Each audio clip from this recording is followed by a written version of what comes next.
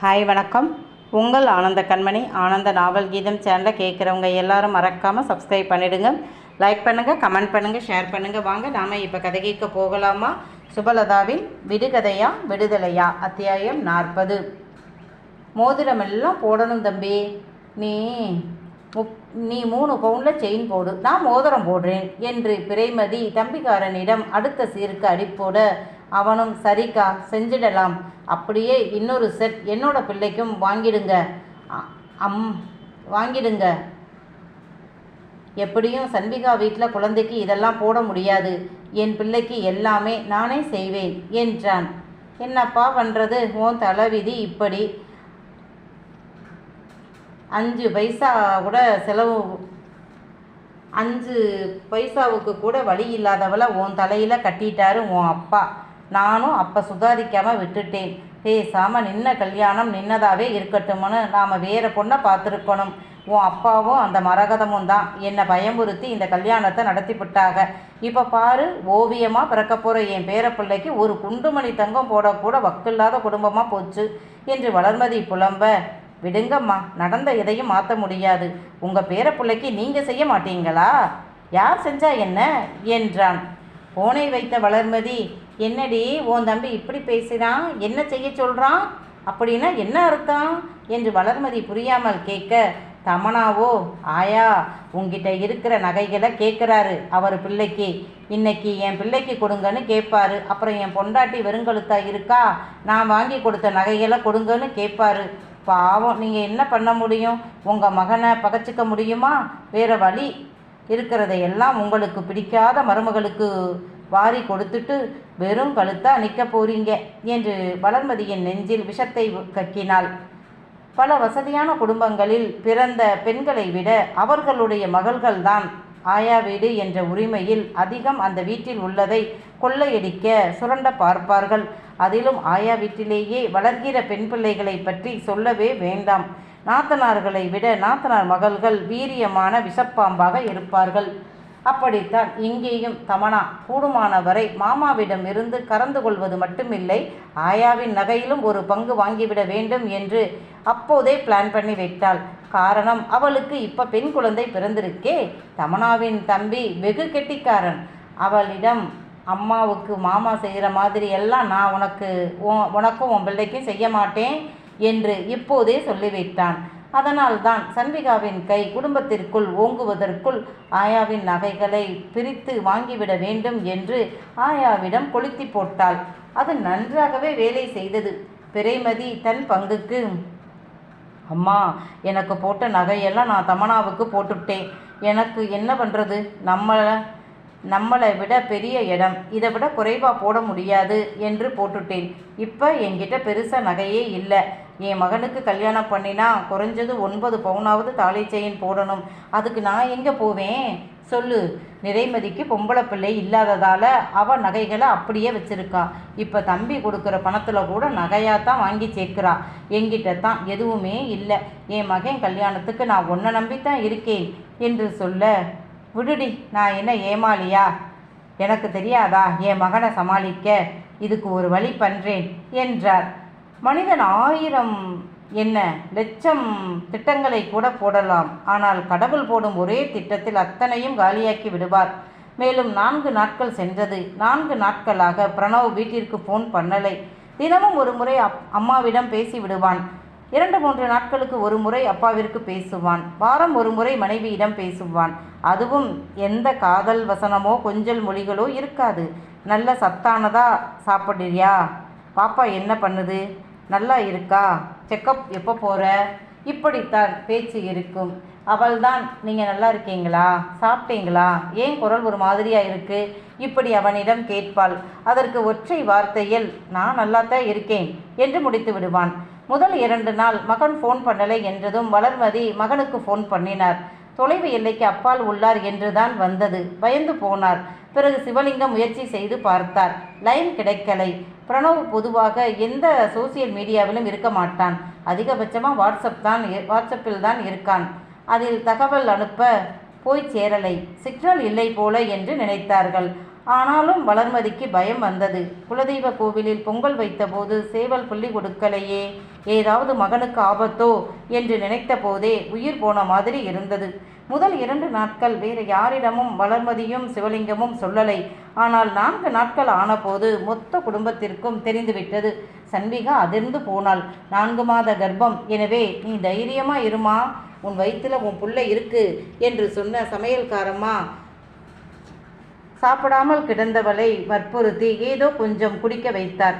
அகிலேஷிற்கு தகவல் போக அவன் ஓடி வந்து விட்டான். நண்பர்களுக்கும் தெரியப்படுத்தினான். அன்னம், மரகதம், துரைசாமி வந்து விட்டார்கள். வளர்மதி ஒருபுறம் அழுது கொண்டு கிடக்க சண்விகா திக்பிரமை பிடித்து போய் இருந்தாள். நண்பர்களுக்கு அவன் வேலை செய்யும் கப்பல் கம்பெனியின் பெயர், அட்ரஸ் எல்லாம் தெரியும். எனவே தொடர்பு கொண்டு கேட்க அந்த கப்பலில் இருந்து எந்த சிக்னலும் கிடைக்கலை. நாங்களும் முயற்சி செய்து கொண்டுதான் இருக்கிறோம் என்றார்கள். அவ்வளவுதான். அத்தனை பேரும் உயிரை கையில் பிடித்து கொண்டு கிடந்தார்கள். நண்பர்களும் சிவலிங்கமும் கப்பல் கம்பெனிக்கு போனில் பேசி கொண்டுதான் இருந்தார்கள். எங்களுக்கு தகவல் தெரிந்ததும் உங்களுக்கு சொல்றோம். அந்த கப்பலில் வேலை செய்த அத்தனை பேருடைய குடும்பமும் இப்ப தவித்து கொண்டுதான் இருக்கிறார்கள். இவரை தவிர மேலும் இன்னும் 3 இந்திய மாலுமிகளும் அந்த கப்பலில் இருக்கிறார்கள். நல்லதே நினைப்போம், நல்லதே நடக்கும் என்றார்கள் கம்பெனிக்காரர்கள். ஒரு வழியாக 6 நாட்கள் கழித்து தான் தெரிந்தது. அந்த கப்பலை கடற்கொள்ளையர்கள் சூறையாடி விட்டார்கள். அதில் கொண்டு சென்ற விலை உயர்ந்த சரக்குகளையும் கைப்பற்றி விட்டார்கள். கப்பலில் இருந்தவர்களை பற்றி எதுவும் தெரியலை. அந்த சரக்குகளை கைப்பற்ற கப்பல் கம்பெனி முயற்சி செய்து கொண்டு இருக்கிறது என்ற தகவல்தான் வந்தது. என்ன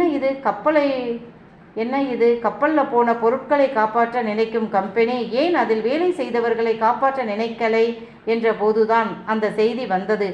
கடற்கொள்ளையர்களுடன் சண்டை போடும்போது கப்பலில் வேலை செய்த பலர் இறந்து விட்டார்கள்.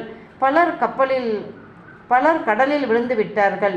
எஞ்சிய ஒரு சிலர் கொள்ளையர்களிடம் மாட்டிக்கொண்டு இருக்கிறார்கள் என்ற தகவல் வந்தது. என்ன நினைப்பது?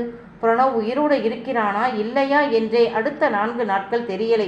ஒரு வழியாக கொள்ளையர்களிடம் டீலிங் பேசி பெரும் பணத்தை கொடுத்துவிட்டு சரக்குகளை கைப்பற்றிய போது எஞ்சிய சிலரையும் மீட்டு கொண்டு வந்தார்கள். அவர்களில் பிரணவ் இல்லை. அவன் கொள்ளையர்களுடன் சண்டை போட்டு இருக்கிறான். அப்போதுதான் அவனை சிலர் பார்த்திருக்கிறார்கள். அதன் பிறகு அவனை யாருமே பார்க்கலை.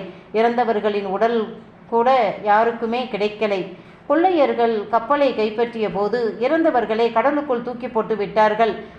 எனவே உயிருடன் இருந்தவர்களை தவிர மீதமுள்ள வேலை பார்த்த ஊழியர்கள் அனைவரும் இறந்து விட்டதாக அவரவர் குடும்பங்களுக்கு தகவல் சொல்லிவிட்டார்கள். எங்கேயாவது இருப்பான் என்று ஒட்டி இருந்த நம்பிக்கையும் அருந்து போக பிரணவ் உயிருடன் இல்லை என்று கம்பெனி அதிகாரப்பூர்வமாக அறிவித்துவிட்டது. வீடே கண்ணீரும் கம்பளையுமாக கதறியது. சாகும் வயதா அவனுக்கு? அவனுடைய போட்டோவை எடுத்து மாலை போட்டு ஹாலில் வைத்திருக்க சண்விகாவால் தாங்கவே முடியவில்லை. எந்த போட்டோவை பார்த்து கணவனை தினமும் மனதிற்குள் வரித்து கொண்டாலோ அந்த போட்டோவிற்கு மாலை போட்டு சந்தனம் குங்குமம் வைத்து ஊதுபத்தி ஏற்றி வைக்க அவள் ஓடிப்போய் அந்த மாலையை கலட்டி விட்டு, அவர் உசுரோட தான் இருக்காரு, அவர் சாக மாட்டாரு, அவரோட பிள்ளைய தேடி வருவாரு என்று கத்தி கதறினாள். அவளின் அழுகையை கண்டவர்கள் மனம் பதறி போனார்கள். 20 வயதில் வயிற்றில் பிள்ளையோடு புருஷனை பறிகொடுத்து விட்டு அவள் நின்ற கோலம் அத்தனை பெண்களையும் ஆண்களையும் கதறி அளவைத்தது. பெத்த மகளின் நிலை கண்டு அன்னம் கதறி துடித்தார். மரகதமும் அன்னமும், இதுக்கா என் மகளை இப்படி 20 வயசுல அறுத்துட்டு நிற்கவா அவசரமா இப்படி கட்டி வச்சோம்? என் மக பூவும் பொட்டுமா சுமங்கலியா வாழ்வான்னு தானே கட்டி வச்சோம். இப்படி 1 வருஷம் ஆகும்போதே பூவையும் பொட்டையும் இழந்துட்டு நிற்கிறாளே பாவி, நான் உயிரோடு இருந்து என்ன பண்ண போகிறேன்?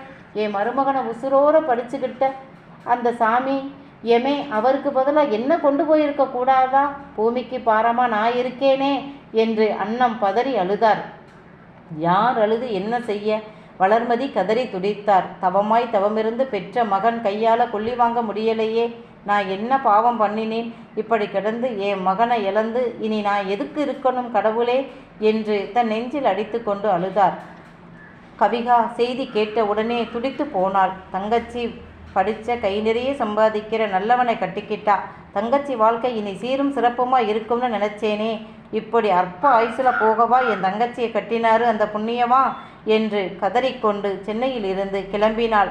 சன்விகா அழுது கொண்டு அவள் அறையில் கிடக்க, அண்ணம்தான் மகளுக்கு நீச்சல் தண்ணியை கரைச்சு கொடுத்து வற்புறுத்தி குடிக்க வச்சு அவளுக்கு துணையா அவள் பக்கத்திலேயே படுத்து கொண்டார். சன்விகா தூங்கலை, அழுத மயக்கத்தில் கிடந்தாள். வளர்மதியும் அப்படித்தான் கிடந்தார். சிவலிங்கம் வாய்விட்டு அழுகவே இல்லை, அப்படியே உறைந்து போய் சிலையாய் இருந்தார். மருமகன்களும் அகிலேஷும் தான் பொறுப்பாக நின்று பார்த்தார்கள். உடல் கிடைக்கலை, எனவே இறுதி காரியம் பண்ண முடியாது. அதனால் 16ஆம் நாள் காரியம் மட்டும் பண்ணலாம் என்று ஊரில் பெரியவர்கள் கூடி பேசி முடிவு எடுத்தார்கள். வந்த சனம் வளர்மதி ஆடின ஆட்டத்துக்குத்தான் சாமி ஆடின காலை உடைச்சு மூளையில் உட்கார வச்சு பிடிச்சு என்று பேசியவர்கள் கூட சன்விகாவை பார்த்து கலங்கித்தான் நின்றார்கள். பச்சை பொட்டு போல புள்ள, வாயும் வயிறுமா வேற இருக்கா. இந்த கடவுளுக்கு கண்ணில்லையா? கடவுளே, ஆண்டு அனுபவிச்ச அவன் ஆத்தா அப்பன் இருக்கும்போது அவங்கள கொண்டு போகக்கூடாதா? இந்த பச்சை மண்ணு பூவையும் பொட்டையுமா பறிக்கணும்? கடவுளே, ஆத்தா மாரியாத்தா, உன் வாசல்ல மஞ்சளும் குங்குமம்மா தலை நிறைய பூவோட முளைக்கொட்டினாலே பாதகத்தி, அவளுக்கா இப்படி ஒரு கதி? அறுக்கிற வயசா அவளுக்கு? உனக்கு கண்ணில்லையா என்று சொந்த பந்தம் கதறினார்கள். யார் அழுது கதறி என்ன பண்ண? ஆண்டாண்டு காலம் அழுது புலம்பினாலும் ஆண்டவர்கள் வருவாரோ? கவிகா பஸ்ஸில் வரும்போது எல்லாம் அழுது கண்ணீர் விட்டு கொண்டுதான் வந்தாள். அவள் கணவன் கூட இதை தாங்க முடியாமல் தவித்தான். சன்விகா பாசமான சிறு பெண். மாமா மாமா என்று அவனை வாய் நிறைய கூப்பிடுவாள். அவளுக்கா இப்படி ஒரு நிலை வர வேண்டும்? கவிகா மாமியாருக்கு ஃபோன் பண்ணி சொல்லும் போதே கதறினாள். கேட்டவர்களுக்கும் குடை நலுங்கி போனது. பொம்பளை பிள்ளையை பெற்றவர்களுக்கு அக்கியில் பிடித்தது. பாவி மகளுக்கு இப்படி ஒரு தலையெழுத்தா என்று கதறி துடித்தார்கள். அக்காக்கள் 2 பேரும் தம்பியை நினைத்து அழுது கரைந்தார்கள். ஆற்றுவார் தேற்றுவார் இன்றி கதறினார்கள். ஊரும் உறவும் வந்து கட்டி அழுதுவிட்டு போனார்கள்.